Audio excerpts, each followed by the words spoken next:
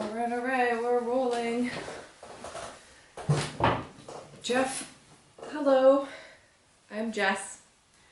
Thank you for bearing with me.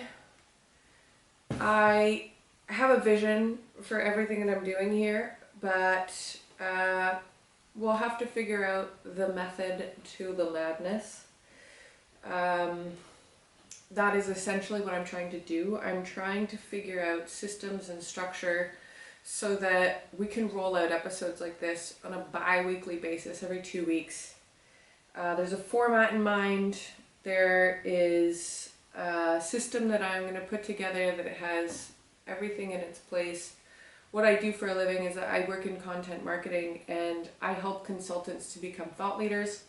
So I've built systems and I organize things from step A to step Z all the way through, and through those systems I'm able to balance like 30 different clients and tons of different materials. And what I'd like to be able to do with you and with this show is create a system so that I can bang these things out and become more consistent with this type of content creation. So ideally with this type of content creation, I'd like to build out a system that I can then sell or teach people how to use. But the whole point of everything that I'm doing is personal branding. I want to teach people about personal branding. I want to build my personal brand, and before I tell people that I can teach them how to do something, I gotta do it myself. So I know a lot about social media strategy, content strategy. I know a lot about building systems and structure and organization, and my goal is to be a personal branding guru. My goal is to teach people how to build their personal brands, build a following online, make a living on their own terms, work for themselves. And in order to do that, you sort of have to leverage your brand and have something to fall back on and have something to build on. So that in a nutshell is what I'm doing. And I've been talking about this for years. And it's hard. I work full time. I am a go-getter. I've always got tons of stuff on the go. So that's why I need to systematize these things so that it is easier. So that it's like Monday I do this, Tuesday I do that. It's all packaged and put together for you come Sunday. And then, I don't know, maybe my launch day is Tuesday. So YouTube channel doesn't exist yet. There are no followers. We're not there yet, but this is what I'm starting to build with you. So bear with me. I'm super passionate, and I know this is going to be something. It's going to be something. I just need some time to figure out how to make this happen. Like I said, I work a lot. I'm on the go. I'm traveling a lot, currently in Budapest. I've just got to throw myself into this. Speaking of which, I should do that right now. So the way that I am going to try this today, and I'm always open to your advice as well. You're a pro, I'm sure, at what you do, and anything you can provide as advice towards how I'm applying myself to this video process, let me know. I can learn from you. I can definitely learn from you. So my plan is to keep this rolling. I'm hooked into my mic here. We might not even need this, but I've got it, so I'm going to do this. I'm going to record the takes on here, but I'm not turning this on and off. This is just going to roll. I might keep track of which takes I want to keep. I think that might help for cutting it up. You tell me if I'm annoying you with things that don't work, let me know. So I'd like the first shot, the opening shot, to be a montage of some of the travel footage that I have. And it'll start with a voiceover of me talking about how lucky I am to be traveling like this. And then that footage will cut to me sitting here talking to the camera like this. And I have my script, I guess, what I'm going to talk through. And I've got rough notes. I know not to script stuff because I get lost in the weeds with that. So I've got rough notes, and You know, maybe I should just leave this rolling too, right? Because then you're going to chop it all up together. Okay. Record. Test 1, 2. We're recording. Okay. So, voiceover turns into me sitting here. Just give me a sec. Let me figure this out.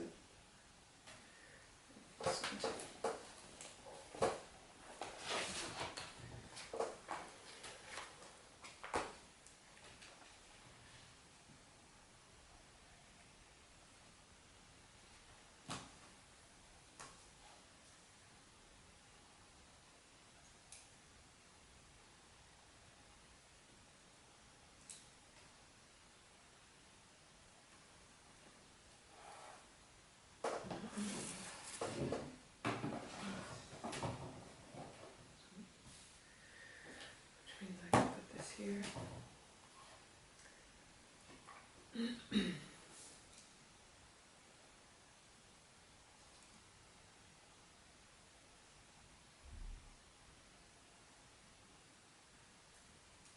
what I do need.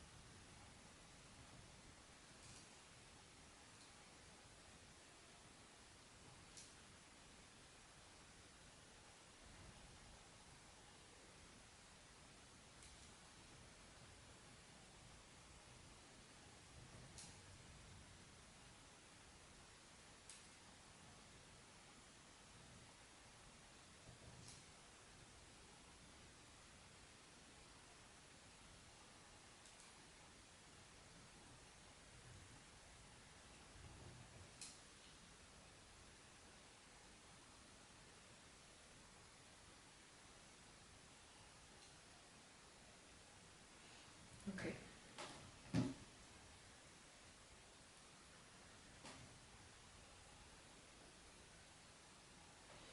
So, take 1. Voiceover.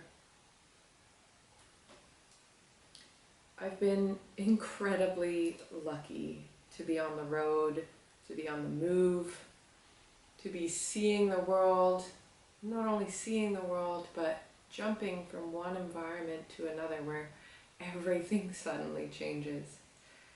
A couple months ago I was in Bali, Indonesia, where I spent about 6 months building a business from the ground up. And from Bali, I decided it was time to level up and see what this digital nomad life is like on the move. It's not easy having a full-time job and being on the move, but this is the kind of thing I wanted to put to the test. I wanted to see how easy it was to balance work and travel. Here's the thing. I am so passionate about bringing to life this passion project, this Making JGB show that you're watching, and I'm going to take that again.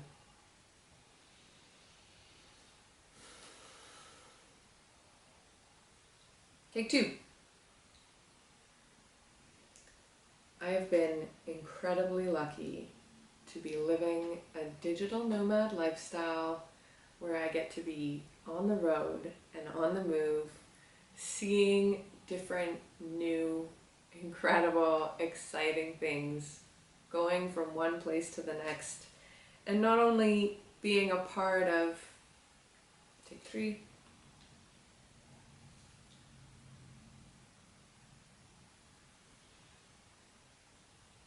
I have been incredibly lucky. Over the past 2 months, I've managed to see so many.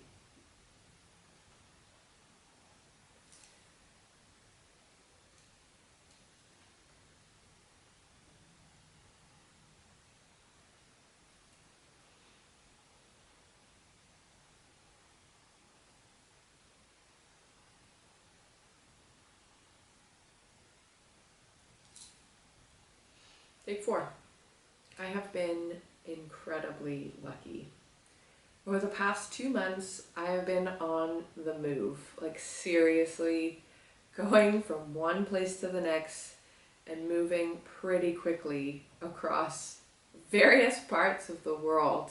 So I was living in Bali, Indonesia, there for 6 months, working on building a business from the ground up. And then as soon as I got it to a place where it was stable and I could see what it was like to hit the road, I got out there. So since then, I went from Bali to Vietnam, where I spent a week in Da Nang, met up with my buddy Kia, and we prepared for a life on the road for 7 days straight. We did 1,000 kilometers across Vietnam from Da Nang all the way up to Hanoi. We stopped in places like Prao, Elui. A lot of these places I'm not even sure how to pronounce, but these were all tiny little beautiful towns, not even towns, villages, very, very remote places. The road that we were on was Ho Chi Minh Road. Super quiet, I would say desolate. We never really saw people on this road. We went quite slowly and worked our way from one village to another. We were always noticed as 2 white people passing through tiny little towns. So from Elui, Luai, Khe San, we went to Long Son, we stopped in Huang Ke, we spent some time relaxing in Phang Na. We had incredible, memorable experiences in Phao Shao and moved through Tan Ki and stopped in Cam Toi before landing in Hanoi. I can't even tell you what this experience was like. I will show you and I will tell you this story in more depth in a highlight video, but for now, this has been part of my adventure over the last 2 months. And I was super lucky to be able to just get on my bike and jump from one place to the next. So once we landed in Hanoi, I spent about, I think 2 weeks in Hanoi, and then decided on a whim that I was ready to level up and move on to the next place. So I've been in Southeast Asia for 1.5 years. I came out here thinking, I am going to figure this digital nomad thing out. I want to be somebody who can work and travel, but I was never sure if I would be able to actually level up to the point where I could live somewhere other than Asia. Asia is super cheap and it's really easy to live a really great life out there. But once you leave Asia, there is a whole world out there that is a little bit more expensive and a little bit harder to travel. So after 1.5 years, I really weighed out my options and decided that I was ready to level up. So I took another leap of faith and decided, thank you for everything, Chiang Mai, Thailand, thank you, Vietnam, thank you, Indonesia, Bali, Ubud, all the beautiful places that I spent the 1.5 years. I went to Malaysia as well. I saw a lot of Vietnam over that time. Thank you to all those places, incredible experiences, but I was ready to see more, do more. So I set out and I went to Athens. And in Athens, I was completely baffled, to be honest. It's when you go from being in Asia to all of a sudden being in a totally different environment. It's a differently developed world. There's just so much that changes. So I went from like being on this motorbike where like my memory is now filled with like so many sights and sounds that differ drastically from the sights and sounds I was seeing and living in Athens. And there's something so incredible about this type of lifestyle where you're on the move like this. Everywhere I went in Athens, I could sort of compare landscapes and picture places that I had been in a year and a half and compare them. And they were just so different. There's something so cool about that juxtaposition of being in one place in 1 second and then being in a completely different place altogether in another second. So I landed in Athens and was blown away by the Acropolis and moved by the European lifestyle and just the language being different and the way you communicate. It's just everything was different, and I wish I could put this to words to explain what it's like to live this sort of life, but all I can do is show this to you in pictures and to tell you stories like this. So that is what I'm doing. And from Athens, I had this really great opportunity to go to Istanbul for my girl Laura's wedding, which was super cool.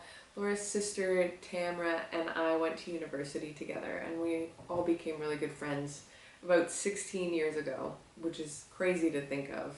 Time flies. So I spent a little over a week in Istanbul and I loved it there. Highly recommend. The people, the place, the streets, the cafes, the air at night, there's just a je ne sais quoi about Istanbul that is really magical. I really enjoyed it. The thing with Europe is like, it's so different interpersonally. Everyone kind of goes about their own thing. Everyone has this sort of mind their own business air to them where it's just like they're all doing their own thing, and there's no like excess courtesy. As a Canadian, you know, we're super kind and we put on so many please and thank yous and yes and smile. Europe is much more like, how can I help you? What do you need? Let's do this. This is just, what do you want? I kind of like that. I like that people are just out to get shit done, and there's no fluff about it. I really like that. Istanbul was incredible. This wedding was such a cool opportunity. It's not every day that you get to go to a Turkish wedding. It's not the kind of thing you can just decide to walk in on. You gotta be invited. You gotta be a part of the experience. So Apo and Laura, thank you for inviting me to your wedding and bringing me into that world. The Turkish music, the family, just being able to take part in all that was super special. And then from Istanbul, I wanted to make my way to Budapest, but it's a long way.